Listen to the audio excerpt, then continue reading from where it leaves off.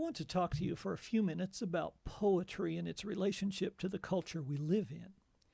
A lot of students say to me, I just don't get poetry. I don't understand it.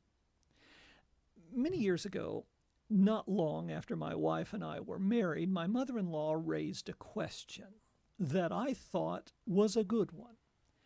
Now keep in mind that all my wife's people were farmers. They all had high school educations. They didn't spend their time reading books.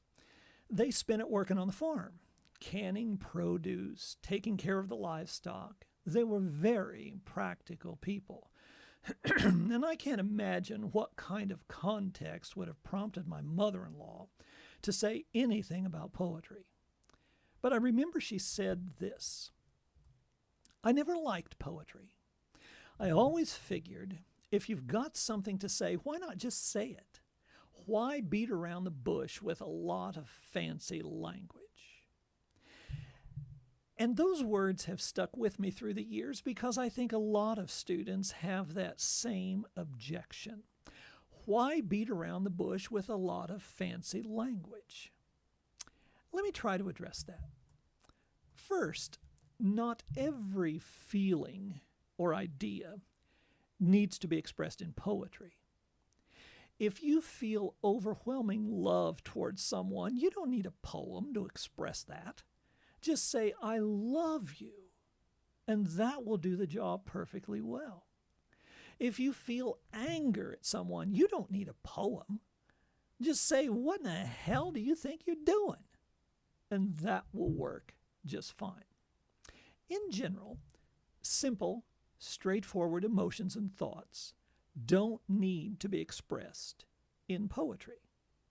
But think about those moments in your life when you have felt both love and anger at the same time.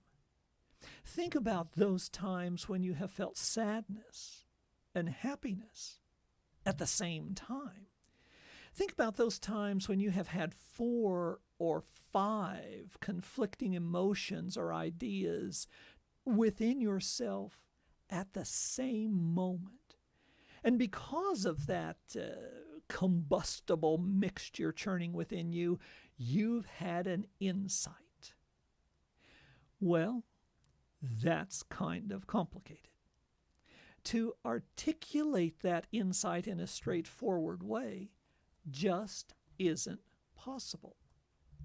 Because the insight is subtle and complex, we need a more subtle, complex use of language to capture it. And that's where poetry comes in.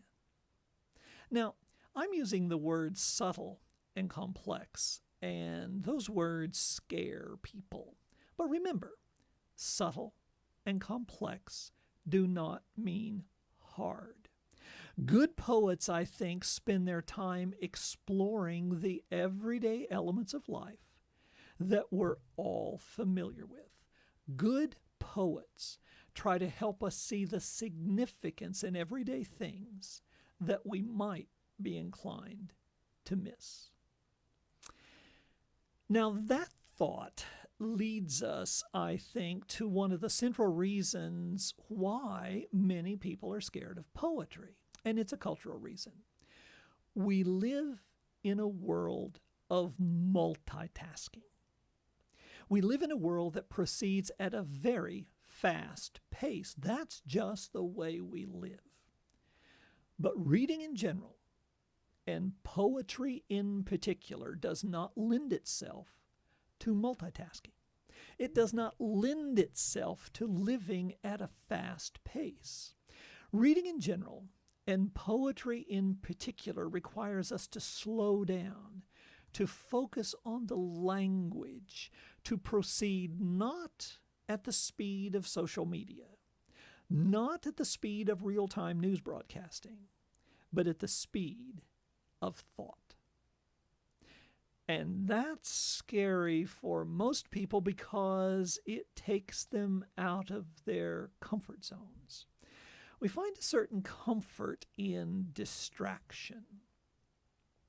I know it sounds like I'm criticizing modern culture, but really, I'm just trying to describe why people struggle with poetry.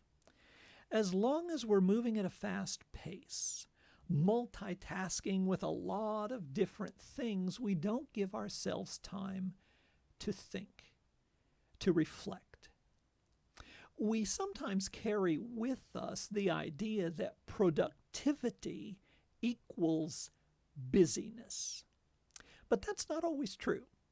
Sometimes the busiest people are the least productive. Sometimes the quietest, most reflective people are the most productive. It depends on what kind of productivity we're talking about. Good poetry encourages mental and emotional productivity and maturity. It promotes insight. Good poetry explores the connectedness between and among people and generations.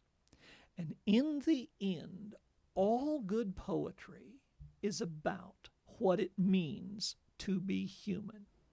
And that is an important subject, and that is why poetry is important.